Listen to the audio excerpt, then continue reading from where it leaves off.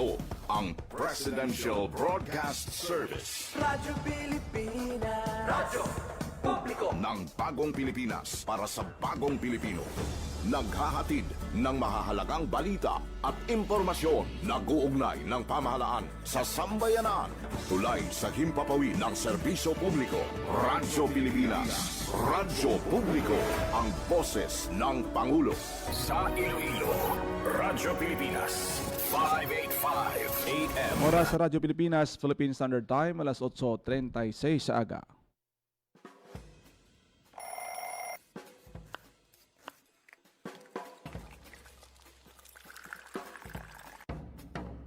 Aga sa Iloilo. Masako. Magahod. Mapagsik. Panibagong adlaw pagkatapos ng pahuway sang gabi antes. Bag-o nga paglaom. Isa naman kapag himakas sa matahong nga palaabuton. Iloilo Morning, ang programa nga kaupod ninyo sa pamahaw kon aga.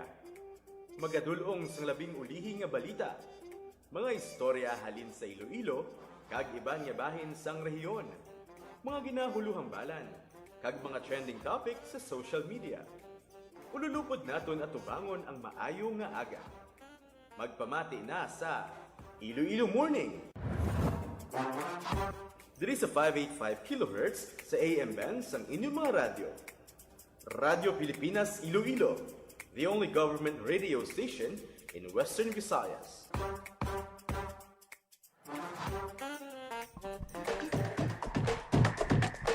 Ngayong aga Pilipinas, good morning Western Visayas. Welcome sa Iloilo Morning Program.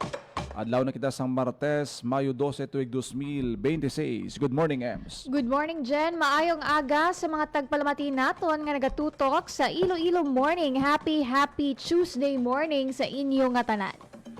Nagapabilin nga mainit kag mapaang ang tiyempo diri sa may syudad sa Iloilo. Gani maghalong gid kamo tanan kay nagapabilin nga mainit ang tiyempo diri sa syudad aga pa. Di kahapon daw pila to ang aton nga heat index. Kalabot sa 40 plus. Sa aton mga kauturan nga may mga transaction likawin nyo gid ang sobrang exposure sa adlaw. Kag tub-tub subong ang mga tinuon. Although sa pila ka mga parts sa kabanwahanan naton sa probinsya may mga ulan-ulana. Although hindi gid mo na ka sufficiente. Kag tama ka bastante no nga makinahanglan man sa aton sini nga mga mangunguma sa pagtanom. Actually ang Department of Agriculture subong ginapa-alerto ang aton nga mga mangunguma nga dapat handaan ang epekto sang El Nino. Actually, diri Jen, sandig sa datos gikan sa pag-asa ang aton nga heat index subong nga adlaw sang Martes. 43 degrees Celsius day sa Iloilo City.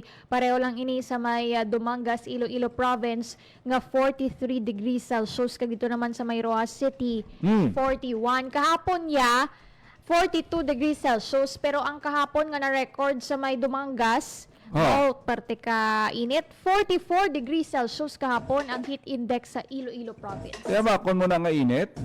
Kag actually hindi lang sa diri sa Dumangas isan sa aton nga Senado. Grabe man kay init kagapon. Gani. Ang mga hitabo ang mainit.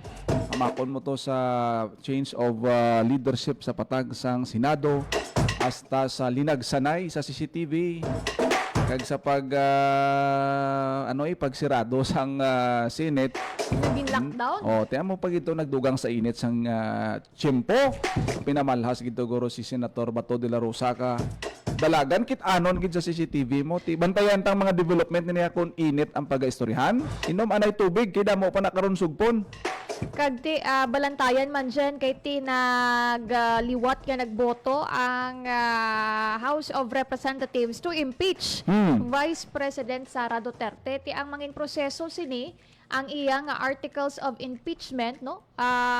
Iga forward sa Senado, kag ang Senado ang magaserbe nga kumbaga daw judge, no? Kag maga-undergo sa trial si VP Sara Duterte. Tiyan mo ning balantayan kay ti daw ang minority subong may pagbago sa majority kag minority block sa pagbalik ni Senator Bato de la Rosa. Kag ang challenge man diya kung paano ano ang mangin aksyon kay ti may ara naghapon man sang gin-release nga warrant of arrest gikan sa International Court or ICC. So amo na ang aton nga pagbantay sa mga masunod nga updates sa nagakalatabo didto sa may Senado. Sa dialag sanay. Bantayan tani karon damo pa ni mga masunod nga development. Sige kita ya. Amo na ganisling naton, advice naton sa inyo. Kaon ka mo sing maayo, inom ka mo sang maintenance nyo, inom sang tubig kay basi makibot ka karon ibutang mo ang imo nga emosyon sa mga kainiton sang mga sitwasyon kay hitabo. Focus kita nay ano lang one day at a time. By the way, Ems, daw good news gining libre sakay sang aton sining Iloilo City Government sa mga empleyado. Ti ano nga mga ruta ni kay ginabantayan to sang mga kilala taga mangkot ano oras magining city government yawat pa. Tiyang ining libre sakay Jen ara na sa ikaduhang semana sa pagpatuman sa Iloilo City Government, pero take note ang libre sakay ini Jen para iniya specifically sa mga empleyado nga taga City Hall, no? Twice a week lang ini, kada Lunes kag kada Miyerkules. Ang ilang setup bali ang coasters or buses from Iloilo City Government masugat sa mga empleyado sa 7 ka ruta, hindi lang ina one time ha, but masugat kag madulong pauli. So may ara sang trip sa aga kag may ara man sang trip sang hapon. So for a total of 2 trips per day and 2 times per week amo ina ang libre sakay program sang Iloilo City Government. And idugang ko lang dyan, no, ang sa tunga sang mainit nga tiyempo ang pagpahanomdom naman sang alkalde kung may mga kinahanglanon balang nga protocols nga i-review, may kaangtanan man sa hiring sa mga security agencies naton iniya in relation sa nagluntad nga shooting incident sa may Festive Walk Mall. Ari bala ang kabahin sang interview naton kahapon kay Iloilo City Mayor Raisa Treñas, may kaangtanan sa libre sakay kag sa sining iyang pagpatawag, no, ang plano niya nga pagpatawag sa mga security agencies agud i-review ang ilang protocols.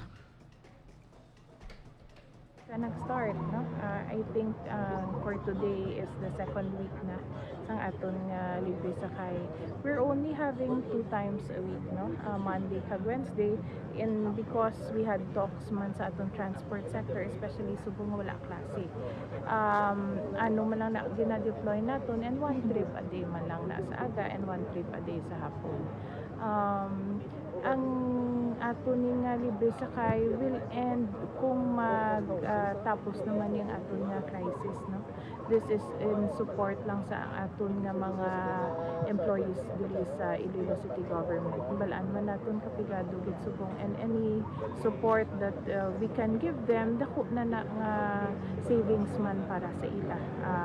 Pila ang plate mo kung mag 2 rides ka, 3 rides ka sa isa ka adlaw, dako naman na nga savings. Pwede mo pa ma-convert nga bakal sa imo nga panyaga or bakal para sa mga utanon nyo sa inyong panimalay. Last week, sang first day, medyo gamay-gamay, pero damo ang sakay pa puli, no? Ang challenge lang kay lain-lain ang areas, but we continued ang amon nga promotion, ang amon dayon nga sa GCs namon nga ginahambal gid nga amon na ni makadto kay para mas ma-encourage pagit.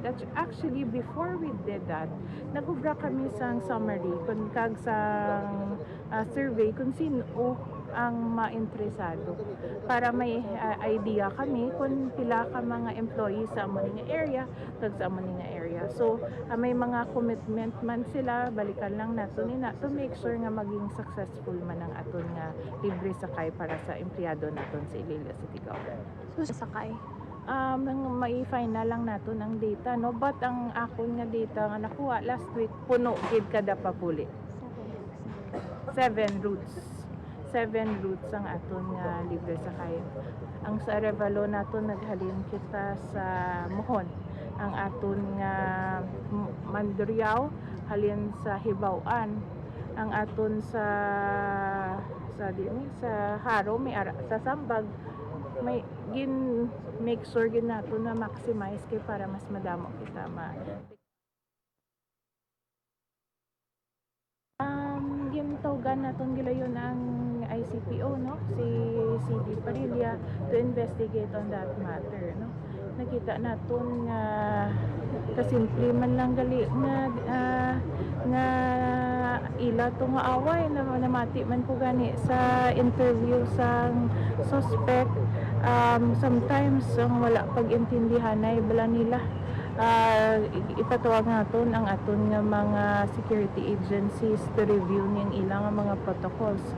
This ang aton nga suspect pila na kuno ka years nagaobrada. And the first time lang, sometimes may mga kinalalang guro, additional seminar para sila, gakalipat sila sa ilang mga protocols. So, patawag nato ng mga security agencies naton kung ano pwede naton nga ma-review, no, sa ilang mga protocols in hiring kag sa ilang operations. This is an isolated case, no, kaya personalya to yung, diba, wala man siya ganit ka-expect nga amugod tong iyang maging reaction. But even if it's an isolated case, ipatawag man gyapon naton ang aton. Nabatian ang kabahin sang interview naton kahapon kay Iloilo City Mayor Raisa Treñas. Good news gini sa aton sini nga mga empleyado. Ang damo nga andako pagin nga good news subong kay sige-sige ning distribution sang fuel cash assistance nga tag 5,000 pesos diri sa may mga drivers nato na sa Iloilo City. Hindi lang Iloilo City, Aklan, Antique, halos tanan subong na saturate na. Kay ang budget na download na, kumpleto na ang mga papeles, tikwa na lang mapila na lang ang aton nga mga drivers.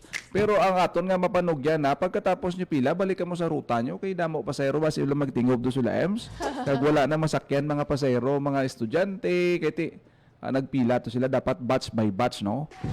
Actually, subong man nga adlaw Jen ang tagtaganay sang second tranche sang fuel subsidy iniya gikan sa Iloilo City Government para sa mga TODA drivers nato, no?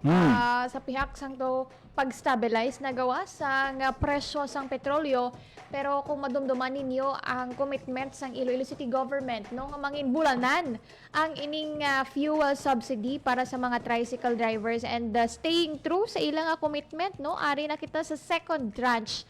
Kung madumduman ko daw around March or April, inigin tagtag April siguro sa mga TODA drivers naton, 500 pesos inigen ang fuel subsidy coupon para sa mga tricycle naton, may 1,810 ka TODA driver sa Iloilo City ang makabaton sang second tranche sang fuel subsidy assistance. Di nami gini dako ning bagay ang fuel coupon mga 500 pesos mo subong maka full tank na gid man ina, no, sa mga tangke sa aton sini nga mga tricycle.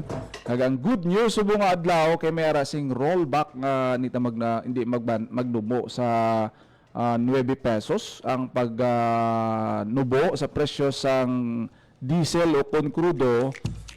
Dako ni nga bulig sa aton nga mga jeepney drivers, pero ang gasolina do nagsaka piso. Kerosene nag-rollback man. Kabay pa nga magsigi-sigi ang pag-rollback sang presyo sang produktong petrolyo, plus pa nga nagainabutan ang cash relief assistance. Di kundi mahaganagan ang abagahon sang aton siniya nga mga drivers. Kag, of course, makita naman naton EMS ang pagbalik sang traffic Gani. sa mga mayor nga dalanon sa syudad sang Iloilo. Bawo kahapon agi ko sa sa Aganan flyover na bla ang ginaubra. Puwerte nga traffic hasta sa may malapit di sa Robinsons Wala pa Pavia. na balik klase Ti epekto na gid man ini bala sang pagnubo sang presyo sang produktong petrolyo. Pero taas gyapon na compared sang mga March tong ara sa 55 to 58 Tisubong nagahampak na sa ano sa 73 pesos ang litro sang diesel. Kita ni Yeah. magnubo pagid. Tikong traffic dyan, namin na ya, mabike ka pakadto sa imong nga opisina. Amo na kahapon ang lakip sa mga ginapadulungan naton, groundbreaking sa mga short end of trip facility or amo ni ang mga shower rooms kag changing rooms nga tukuron para sa mga bikers naton nga luyag magbisikleta gikan sa ilang nga balay padulong sa ilang opisina kag luyag nila nga mag-ilis ang ilang nga bayo. So ang ini nga mga shower rooms, changing rooms kag locker nagabalor 74 million pesos nga dugang bike facilities para sa mga bikers naton and mga running enthusiast ang pagatukuron diri sa mga nagkalain-lain nga area sang syudad bilang grant no sang Department of Transportation para i-promote pa ang active mobility. Yan nakon mo na 74 million pesos nga budget from national government courtesy of DOTR. Ti silingon nga hindi ni halin sa budget sang city government. Wala gastos ang syudad. O bulahan ang Iloilo City nga makaangkon sang sining proyekto. Ti sige mabike na lang ta galing kay 43 degrees Celsius. Bo ti kuan lang aga-agahan Kung lang. aga lang goro, iti aga kag hapon bala. Hama ko mo alas 7 subong EMS tingala kaya silaw-silaw na yung adlaw. Grabe no. O tiyan mo na kung nag-travel ka from sa imong balay pakadto sa lubrahan mo, dapat aga ka pa 5:30 or 5 AM para nga magbike ka gid man.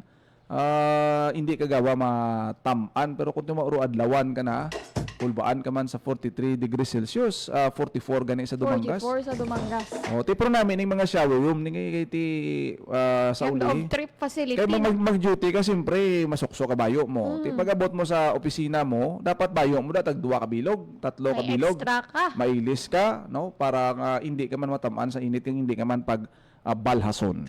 Amo niya ang dugang pagid nga facility nga ginalauman man sang Iloilo City Government nga makapromote pa sang active mobility, hindi lang actually para sa cyclist halimbawa participate ka sa fun run sa aga, diretso ka na sa ubra, di may ara ka sang shower room no. Kag amo lang ni ang challenge naman niya sa pag-maintain sini paano na naton ma-maintain amo man ina ang bantayan naton Oo. o ang less than a year no ang Maintenance, dapat ang mga CR na may maintain gid mayo. Hindi nga to pipila lang ka bulan ba ayawan naman ka pinaninlo. Ang aton sinipila ka makaturan dapat proud kita nga matinlo. Ano mo maning cooling station EMS? Damo ka pamangkot no na lang may magulan. Sino magamit sa mga cooling station. So dapat nga tig-ululan man o kung tig-ilinit, hindi niya sila nga mauntat o kung ma-stop ang mga mo sini nga mga proyekto. Dapat tun-an ini sa aton sini nga mga in charge dira nga ma-sustain ini, hindi nga madumduman ta lang pag El Nino lang amo na cooling station ta pagbalik ta basurahan na gali sa sulod. Amo na black kundi dapat ma-utilize ang publiko, nagaulan ka nagainit, long term ang paminsaron gid sang aton sini nga mga kauturan nga magausar sini nga mga proyekto. Amo na dyan nga ang cooling station naton iga repurpose kuno ina amo na ang plano sang syudad agod nga hindi lang siya limitado sa tig-ilinit. Amo na nga ang plano Manila after mahagan-hagan abi ang mainit nga tiyempo gamiton ini sa iban nga katayuan. Ang isa sa mga plano isimuo naman ini from cooling shelter or cooling stations to rain shelters. So amo na ang pila lang ka mga proyekto diri sa syudad sang Iloilo. Philippine Standard Time alas 8:55 na sang aga. Wala na kasang oras diri sa programa Iloilo Morning. Gani thank you gid sa mga live viewers naton sa tanan nga nagapamati sa ilang radyo. Thank you gid sa inyong nga tanan. Sa kinaandan kami ang inyo alagad Janelle Baclay, kag Emerald Santiagudo kita ay kitaliwat buwas diri lang sa Iloilo Morning. Ang inyong tulay sa himpapawid ng serbisyo publiko. Ang Presidential Broadcast Service, Radyo Pilipinas, Radyo Publiko. Radyo Pilipinas. Radyo Publiko. Publiko. Kinilala ng pang-international at prestigyosong Asia Pacific Broadcasting Plus Awards 2025 para sa kategorya ng Government Streaming. Ito ay dahil sa epektibo nitong pagsasanib ng mga tradisyonal na media tulad ng telebisyon, radyo at print para masabayan ang mabilis na pag-inog ng mundo ng digital at social media tungo sa mas epektibong paghahatid ng mahahalaga at napapanahong mga impormasyon sa mamamayang Pilipino. Kinilala rin ang Radyo Pilipinas dahil sa patuloy na pag-akyat ng rating. Ngayon ay matatag sa pang-4 na pwesto sa Mega Manila ayon sa pinakahuling Nielsen Radio Audience Measurement Survey. At sa social media, nakamit ang mahigit 2,000% pagtaas ng bilang ng mga sumusubaybay sa Radyo Pilipinas page sa unang bahagi ng 2025. Patunay ito na ang inyong Radyo Pilipinas Radyo Publiko ay tunay na kaagapay ng inyong pamahalaan sa paghahatid ng serbisyo sa mga mamamayang Pilipino. Mula sa aming lahat, sa ngalan ng inyong pamunuan at mga kawani ng Presidential Broadcast Service, kasama ang inyong mga himpilan ng Radyo Pilipinas sa buong kapuluan, Maraming salamat po sa inyong lahat, sa inyong pagtangkilik at pagkilala. Radyo Pilipinas. Radyo Publiko. Bagong Pilipinas, AJ Ignacio ng Radyo Pilipinas, Radyo Publiko. Sa ibang balita, Africa at Latin America, tinitingnan na din ng bansa